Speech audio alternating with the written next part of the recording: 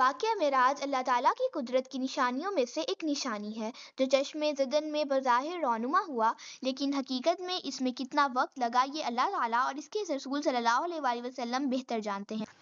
اللہ تعالیٰ نے اس واقعے میں اپنے محبوب پیغمبر حضرت محمد مصطفیٰ صلی اللہ علیہ وآلہ وسلم کو اپنی قدرت کاملہ کا مشاہدہ کرایا۔ واقعہ معراج اعلان نبوت کے 10ویں سال اور مدینہ ہجرت سے 1 سال پہلے مکہ میں پیش آیا۔ یہ ماہ رجب کی 27ویں رات ہے۔ اللہ تعالیٰ اپنے فرشتوں سے ارشاد فرماتے ہیں کہ اے فرشتوں، آج کی رات میری تسبیح بیان مت کرو، میری حمد و تقدیس کرنا بند کر دو، آج کی رات میری اطاعت و بندگی چھوڑ دو، اور آج کی رات جنت الفردوس کو لباس اور زیور سے آراستہ کرو، میری فرما برداری کا قلعہ اپنے سر پر باندھ لو۔ اے جبرائیل، میرا یہ پیغام میکائیل کو سنا دو کہ رزق کا پیمانہ ہاتھ سے علیحدہ کر دے۔ اسرافیل سے کہہ دو کہ وہ سور کو کچھ عرصے کے لیے موقوف کر دے۔ اسرائیل سے کہہ دو کہ کچھ دیر کے لیے روح قبض کرنے سے ہاتھ اٹھا لے۔ رضوان سے کہہ دو کہ وہ جنت الفردوس کی درجہ بندی کرے۔ مالک سے کہہ دو کہ وہ دوزخ کو تالا لگا دے۔ خلد بری کی روحوں سے کہہ دو کہ آراستہ ہو کر راستے میں کھڑی ہو جائیں اور جنت کے محلوں کی چھتوں پر صف بستی کھڑی ہو جائیں۔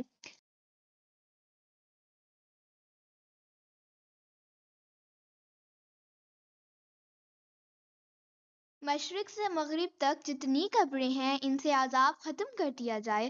آج کی رات شب معراج ہے۔ میرے محبوب حضرت محمد مصطفیٰ صلی اللہ علیہ وآلہ وسلم کے استقبال کے لیے تیار ہو جاؤ۔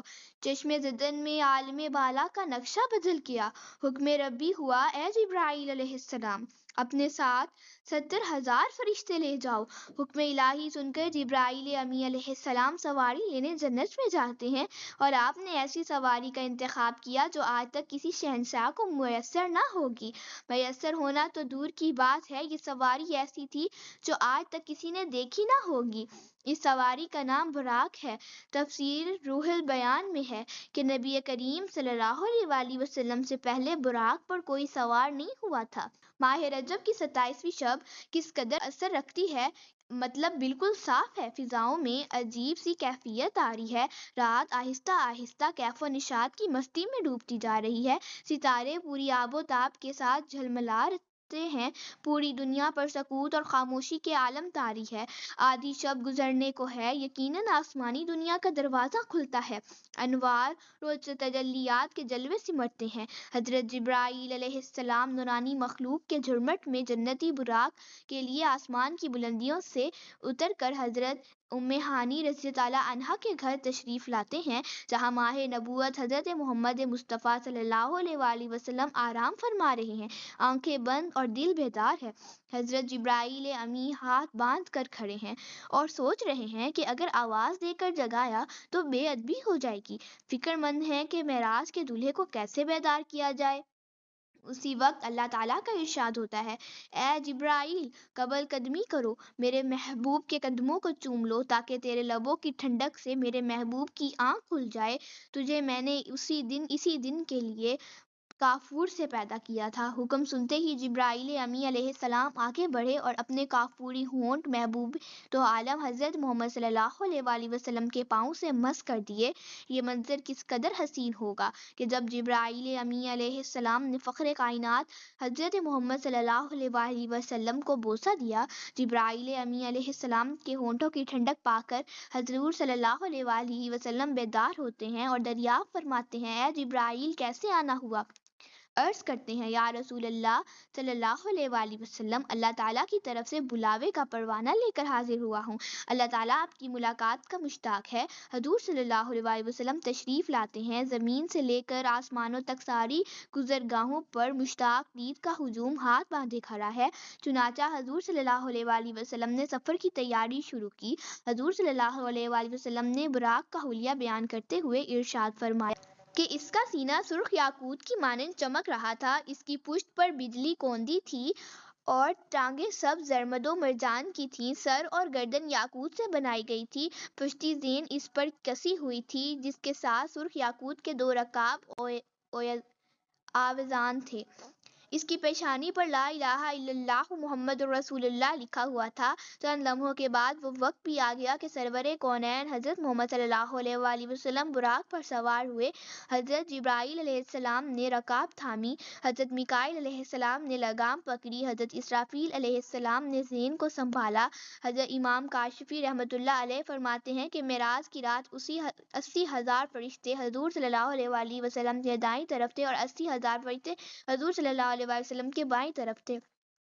فضا فرشتوں کی درود و سلام کی صداؤں سے گونج اٹھی اور آقا نامدار حضرت محمد صلی اللہ علیہ وآلہ وسلم درود و سلام کی گونج میں سفر معراج کا آغاز فرماتے ہیں۔ یہ واقعہ قرآن مجید میں اللہ تعالیٰ نے اس طرح بیان فرمایا ہے کہ وہ ذات ہر نقص اور کمزوری سے پاک ہے جو رات کے تھوڑے سے حصے میں اپنے محبوب اور مقرب بندے کو مسجد حرام سے مسجد اقصیٰ تک لے گئی، جس کے گرد و نواح کو ہم نے بابرکت بنا دیا تاکہ ہم اس بندہ کامل کو اپنی نشانیاں دکھائیں۔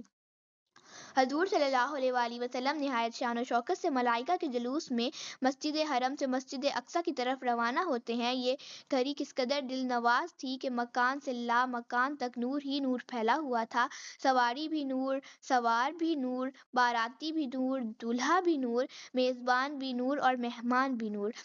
گھنے جنگلوں، چٹیل میدانوں، سبز و شاداب وادیوں اور پرخطر ویرانوں سے سفر کرتے ہوئے وادی مدینہ میں پہنچے، جہاں کھجور کے بے شمار درخت ہیں۔ حضرت جبرائیل علیہ السلام عرض کرتے ہیں، حضور یہاں اتر کر 2 رکعت نفل ادا کیجیے، یہ آپ کی ہجرت کا مدینہ طیبہ ہے۔ نفل ادا کرنے کے بعد پھر سفر شروع ہوتا ہے۔ دیکھتے ہی دیکھتے بیت المقدس آ جاتا ہے، جہاں قدسیوں کا جمع غفیر سلامی کے لیے موجود ہے اور تقریباً 1,24,000 انبیاء استقبال کے لیے بے چین و بے قرار کھڑے ہیں۔ حضور صلی اللہ علیہ وآلہ وسلم اس مقام پر تشریف فرما ہوتے ہیں جسے باب محمد صلی اللہ علیہ وآلہ وسلم کہا جاتا ہے۔ حضرت جبرائیل علیہ السلام ایک پتھر کے پاس آتے ہیں، اس پر انگلی مار کر اس میں سوراخ کر دیتے ہیں۔ اس پر اپنی انگلی مار کر اس میں سوراخ کر دیتے ہیں اور براق کو اس میں باندھ دیتے ہیں۔ آفتاب نبوت حضرت محمد صلی اللہ علیہ وآلہ وسلم مسجد اقصیٰ میں داخل ہوتے ہیں۔ سینہ حرم سے فلک تک نور ہی نور چھایا ہوا ہے، ستارے ماند پڑ چکے ہیں، قدسی سلامی دے رہے ہیں۔ حضرت جبرائیل علیہ السلام آذان دیتے ہیں، تمام انبیاء صف در صف کھڑے ہو جاتے ہیں۔ جب صفیں مکمل ہو جاتی ہیں تو امام الانبیاء فخر دو جہاں حضرت محمد صلی اللہ علیہ وآلہ وسلم امامت فرمانے تشریف لاتے ہیں۔ تمام انبیاء آپ کی اقتداء میں 2 رکعت نماز ادا کر کے اپنی نیاز مندی کا اعلان کرتے ہیں۔ ملائکہ اور انبیاء کرام سب سر تسلیم خم کیے کھڑے ہیں۔ بیت المقدس نے آج تک ایسا دل نواز منظر اور روح پروار سما نہ دیکھا ہوگا۔ نماز سے فارغ ہوتے ہی درود و سلام سے فضا ایک مرتبہ پھر گونج اٹھتی ہے اور سرور کونین حضرت محمد صلی اللہ علیہ وآلہ وسلم نوری مخلوق کے جھرمٹ میں آسمان کی طرف روانہ ہوتے ہیں۔ حضور صلی اللہ علیہ وآلہ وسلم فرماتے ہیں، پھر مجھے اوپر لے جایا گیا۔ براق کی رفتار کا یہ عالم تھا کہ جہاں نگاہ کی انتہا ہوتی وہاں براق اپنا پہلا قدم رکھتا۔ فوراً پہلا آسمان آ گیا۔ حضرت جبرائیل علیہ السلام نے دروازہ کھٹکھٹایا۔ دربان نے پوچھا کون ہے؟ جواب دیا۔ جبرائیل پوچھا تمہارے ساتھ کون ہے؟ فرمایا میرے ساتھ حضرت محمد صلی اللہ علیہ وآلہ وسلم ہے۔ دربان نے کہا مرحبا، دروازے انہی کے لیے کھولے جائیں گے۔ چنانچہ دروازہ کھول دیا گیا۔ پھر آسمان پر حضرت آدم علیہ السلام نے سرور کونین حضرت محمد صلی اللہ علیہ وآلہ وسلم کو خوش آمدید کہا۔ دوسرے آسمان پر حضرت عیسیٰ اور حضرت یحییٰ علیہ السلام نے، اور تیسرے آسمان پر حضرت یوسف علیہ السلام نے، چوتھے آسمان پر حضرت ادریس علیہ السلام نے، پانچویں آسمان پر حضرت ہارون علیہ السلام نے، چھٹے آسمان پر حضرت موسیٰ علیہ السلام اور ساتویں آسمان پر حضرت ابراہیم علیہ السلام نے استقبال کیا اور خوش آمدید کہا۔ پھر آپ صلی اللہ علیہ وآلہ وسلم کو جنت کی سیر کرائی گئی۔ پھر آپ اس مقام پر پہنچے جہاں کلمہ قدرت کے چلنے کی آواز آ رہی تھی۔ اس کے بعد آپ صلی اللہ علیہ وآلہ وسلم سدرۃ المنتہا پہنچے۔ سدرۃ المنتہا وہ مقام ہے جہاں مخلوق کے علوم کی انتہا ہے۔